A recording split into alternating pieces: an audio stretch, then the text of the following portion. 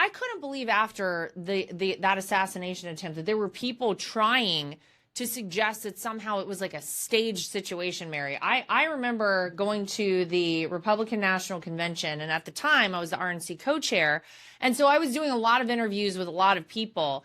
And there were outlets who asked me, like point blank, about the fact that there were people out there saying, well, this was fake, it was staged. It was very real, Mary. I find it shocking that, and it actually goes to show you how gullible people are.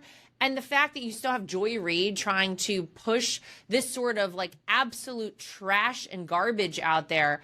I don't even know what to say about it. I think it's absolutely disgraceful. You know what I think it really is? I think that moments like that in American history typically bring Americans together no matter what side of the aisle you're on. It happened when JFK was assassinated. It didn't matter if you voted for him or not. The entire country came together Right. and mourned a president. And so I think what scared them the most is that it was going to be something that happened to Trump that brought the entire country together. And that it would be because of Trump that Democrats and Republicans do not hate each other anymore. And that was the fear that pushed them to push these wild conspiracy theories that it never happened, or that it wasn't what he said it was, or what the doctor said it was. I was like shocked to death that it happened.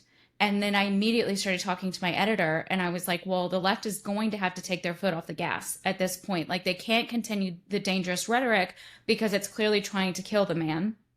And so I write this, and I get a piece approved, and I write this piece where it's like, they no longer have their golden ticket to be able to say and defame and like call him a dictator and all these things, because it's clearly trying to kill him. And by the time that piece was published, within an hour, they were already doing it. Yeah. Like, that's how quickly it happened. And I'm sitting here shocked. I'm like, I couldn't believe what I was saying coming out of the press at the time.